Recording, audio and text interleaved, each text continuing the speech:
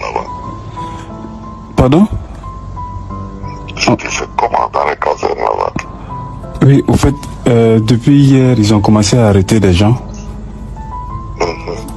Voilà, même un commandant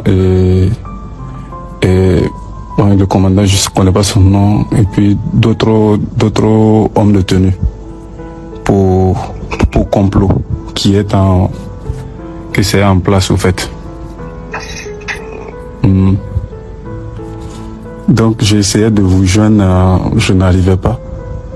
Donc j'ai appelé monsieur l'ambassadeur. Voilà, je sais pas, peut-être que lui il va pouvoir vous joindre autrement. Donc il m'a dit il allait vous laisser un message. Donc puis si vous voulez, vous allez me revenir. Donc c'est... Non, on s'est pas encore eu. Ah, ok.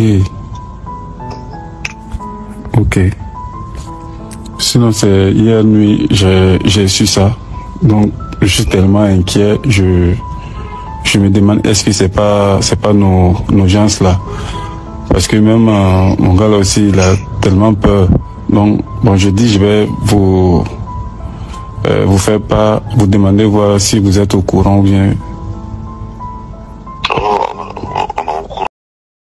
Je suis choqué, profondément choqué, et je pèse mes mots, parce que ce que je viens d'entendre dans cette bande d'audio là, ce n'est pas juste un scandale politique, c'est une trahison historique, une honte, une blessure ouverte dans le cœur de l'Afrique. Alassane Ouattara, un président africain, un homme qui connaît les souffrances de ce continent, les douleurs de la colonisation, les humiliations du néocolonialisme.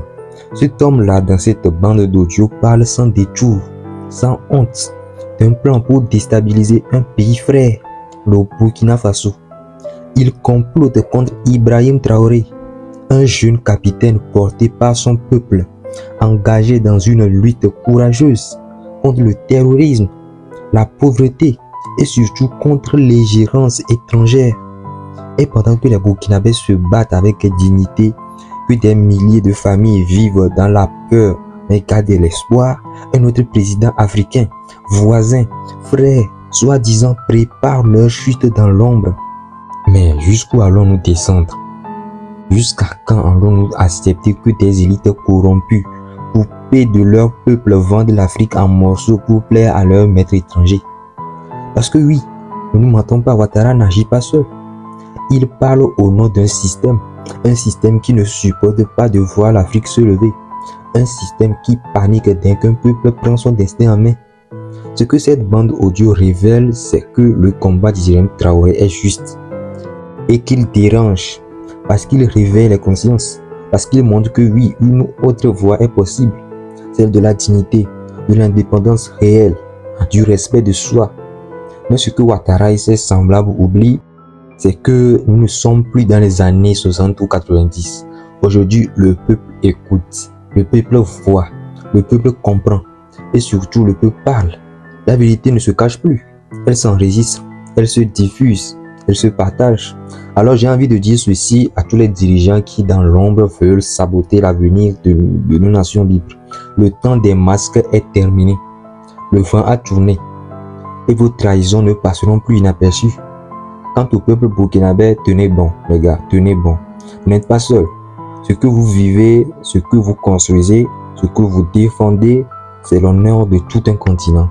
Et à Ibrahim Traoré, que cette trahison ne vous affaiblisse pas, qu'elle vous renforce.